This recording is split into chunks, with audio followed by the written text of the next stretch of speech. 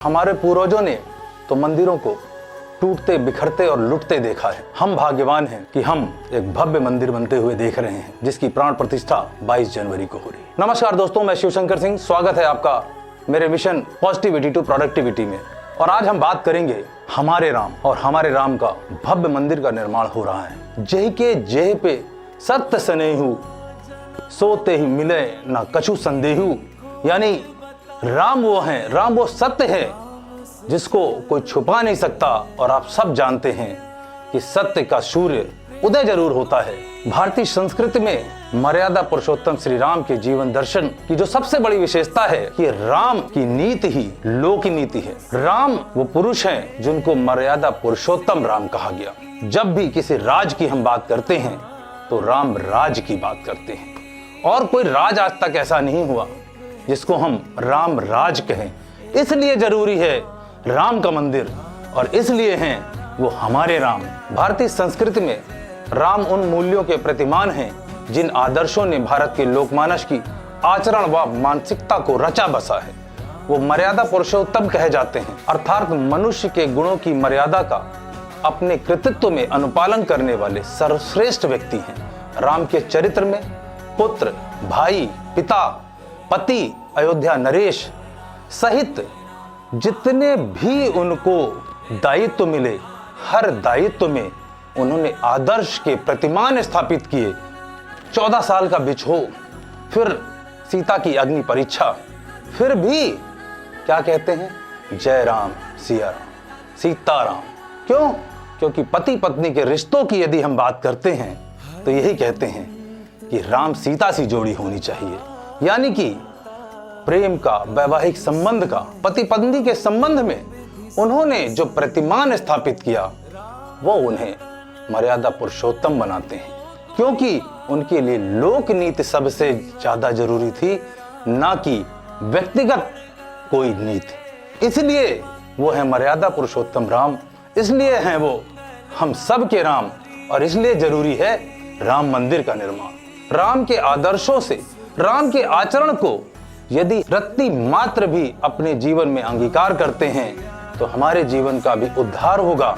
हम भी विश्व के कल्याण में अपनी आहुति दे पाएंगे और मानव होने की अपनी जिम्मेदारी को निभा पाएंगे। राम विश्व पटल पर किस तरह से हैं, इस पे एक चौपाई है, सिया राम मैं सब जग जानी, करऊं प्रणाम जोर जुग पानी। अर्थात राम का जीवन विश्व कल्याण और सच्ची विश्व सेवा है। यही उनके जीवन का उद्देश्य रहा कि चाहे अहिल्या का उद्धार रहा हो, चाहे वानरों के साथ रावण का वध करना रहा हो, चाहे बाली का साथ देना रहा हो, और चाहे राम राज की स्थापना करनी रही हो, चाहे पुत्र धर्म का पालन करना रहा हो, पिता के एक आदेश पर नंगे पांव जंगल चले जाना रहा हो, हर प्रतिमान में राम ने विश्व कल्याण को प्रथम रखा। राम के जीवन की कथा में भारत की भौगोलिक एकता निहित है।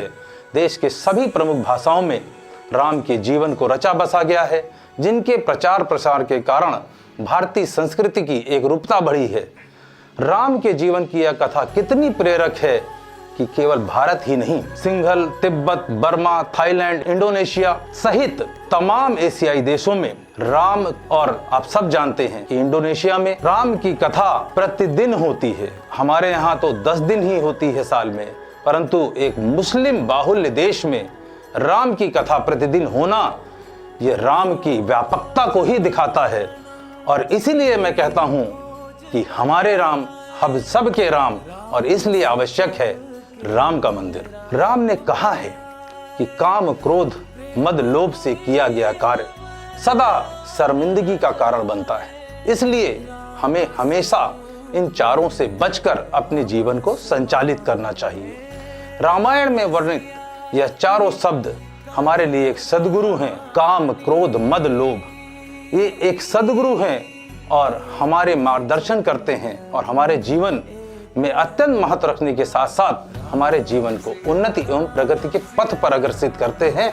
और राम ने काम, क्रोध, मद, लोभ को हमेशा से एक महानायक की तरह अपने वश में रखा और कभी अपने पे हावी नहीं होने दिया। तो दोस्तों, पॉजिटिविटी और प्रोडक्टिविटी की इस मिशन में राम का चरित्र वह चरित्र है जिसको अंगीकार करने से, सोचने मात्र से, सुनने मात्र से, पढ़ने मात्र से हमारा जीवन धन्य होता है और हम प्रोडक्टिविटी की एक नए राह पे चलते हैं।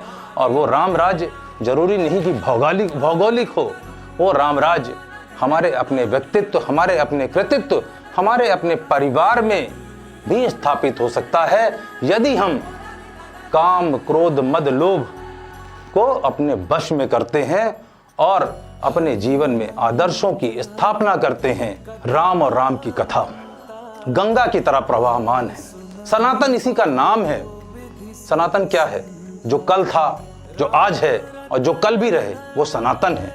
और उस सनातन के जो सबसे बड़े वाहक हैं वो है श्री राम, प्रभु राम। जय जय राम। तो राम कथा गंगा की भांति सतत प्रवाहमान है।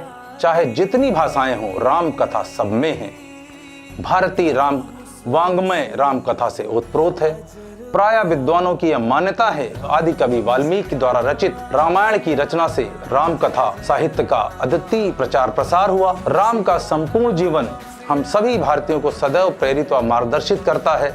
राम कथा वह अलौकिक दिव्य प्रकाश पुंज है जो हमारे जीवन में संचेतना को प्रकाशित करता है। राम का आचरण व संस्कार सनातन से लोगों को प्रकाशित कर रहा है।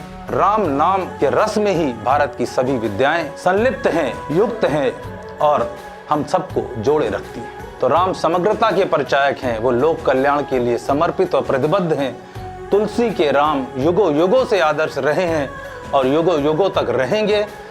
राम की नीति लोक नीति है और राम की नीति लोक नीति में इतनी घुली मिली है कि राम के बिना हम अपने अस्तित्व आधार की कल्पना भी नहीं कर सकते। तो मैं इस वीडियो के माध्यम से जाते जाते बस यही कहना चाहता हूँ कि जय श्री राम।